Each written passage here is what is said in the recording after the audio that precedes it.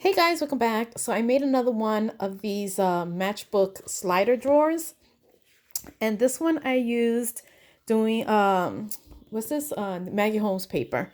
So this is the video that I did previously, and it's using the Dulce collection, and I think it came out really cute. So I had to make another one, and this one is using Maggie Holmes. I'm not sure what paper it is. Is this confetti? I don't remember. But it's the one with the with the little creepy animals, which to me they're adorable, but a lot of people think they're creepy. But isn't she cute?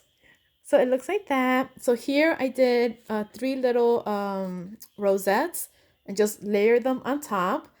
I used one of their chipboards with two little hearts. Here I just added little sequins, this trimmed from Hobby Lobby.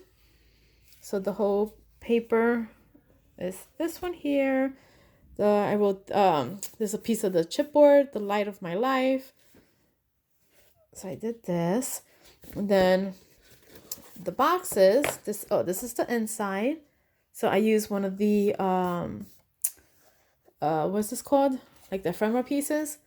I used that one there. I did the trim, the little pom-poms on the side. I think she's so super cute. I also layered the inside. So we got that. And then for the boxes, this one I just did very simple. This is the top piece, nothing inside. Okay. And then for this one, I just added a little bow. And there you go. I don't know why. I struggle with Maggie Holmes paper for some reason.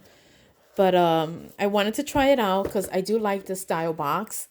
So I wanted to see what it looks like with this paper. And I use mostly pinks and I guess like this little peachy color. But I think it came out cute. What do you guys think?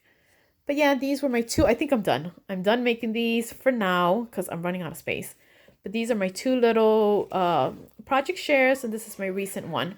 All right, guys. I'll talk to you guys later. Bye.